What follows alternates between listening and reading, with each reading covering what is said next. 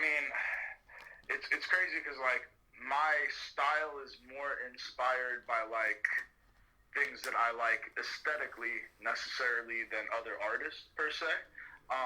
But like, I mean, again, like I love horror movies. I love just in general like a more dark, macabre like aesthetic. But outside of that, like even like 80s nostalgia and like cartoons and weird, late night movies that you wouldn't see in trauma type shit like that. But and then like on a music tip, I mean, like huge fan of Big Pun growing up, like just like rapping ability wise. Huge Devin the Dude fan. Scarface, like significantly as an MC.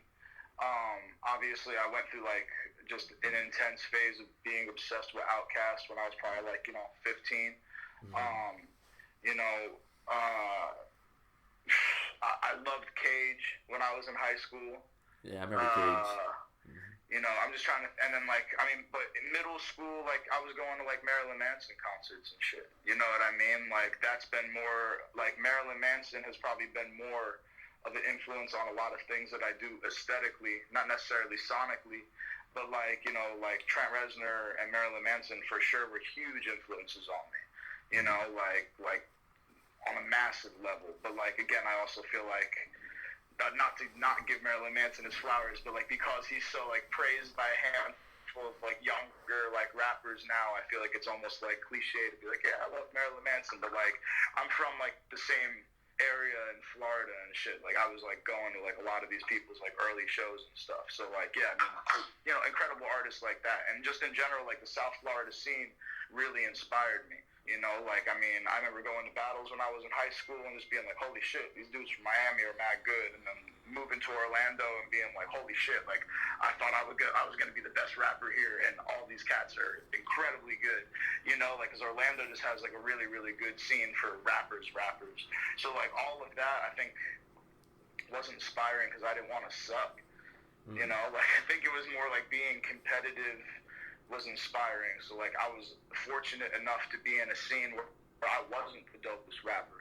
So like, like I was like, oh shit, like if I want to stick around and be as dope as these people, I actually have to work at it, Yeah, for sure. That might have been a really jumbled answer, but Oh no, that's the gist of it.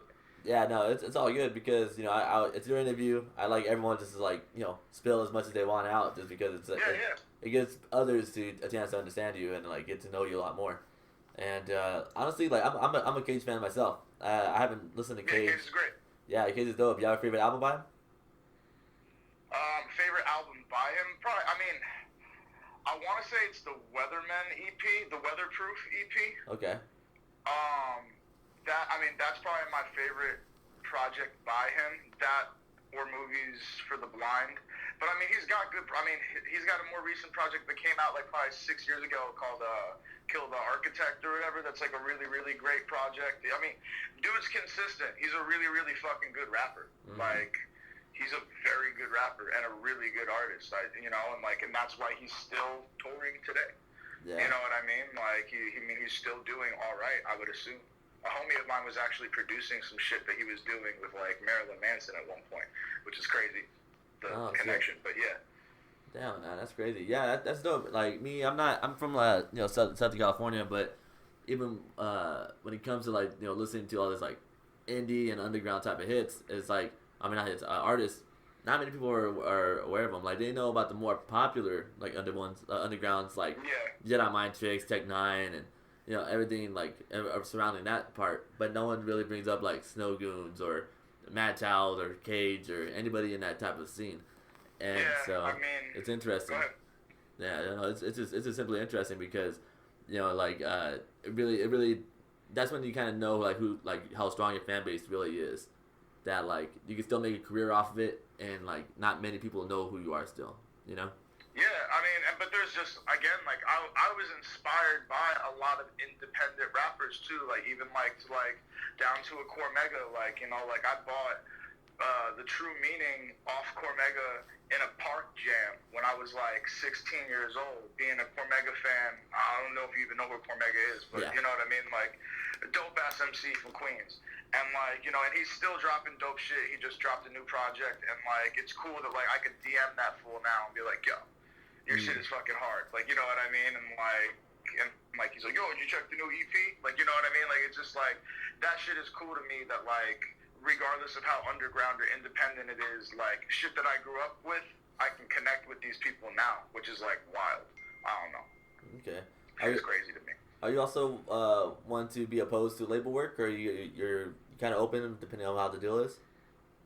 Yeah, I mean, to me, it's just all about whatever the situation is. You know what I mean? Like, I'm not really anti anything. It's just all about like, I'm not trying to be, you know, in a whack situation. I feel like I've been doing all right, you know. Yeah. Okay. For you know, quite a while. That like, it's just all about what's on the table. Like, you know, I've had a lot of interesting situations with indie labels, so I'm not really, like, super excited about working with the indie label again. And, like, if I had the opportunity to work with a major, it would probably be more so, like, on a writing tip, because I've done, like, a couple things like that before. That's always fun. Okay. You know? Like, it's cool stuff. For sure. Yeah, I mean, I've always wondered, like, how it was to be, like, songwriting for, like, others, especially if you're working under a label. And, you know, when it comes to even creating, like, you know, your craft and such, like, what kind of, do you have like any rituals you do before writing a song? I mean, for me, my main thing is just like, I know that that's my job, and I know that like if I'm in a studio or I'm sitting with the producer, that like I'm supposed to be creative. You know what I mean? So like I think that like ever since I developed that mindset of like, okay, like this is your job. Like, you know what I mean? Like if you're in a studio, it's time to be creative. Like if I was like, you know, a chef and I was in the kitchen, like it's time for me to be creative. It's like, you know, like why would I not be inspired if I was in like a beautiful kitchen if I was a chef? You know what I mean? So like if I'm in a studio and there's a microphone and there's beats, I'm gonna make something dope because that's what I do.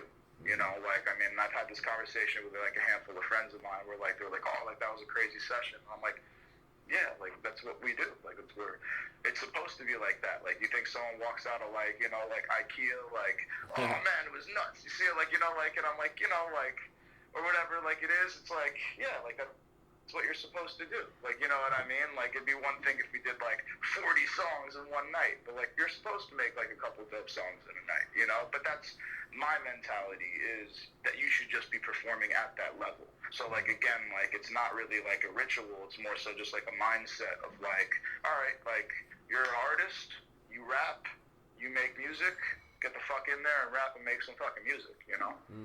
Yeah. And are you also like in charge of your own music videos as well?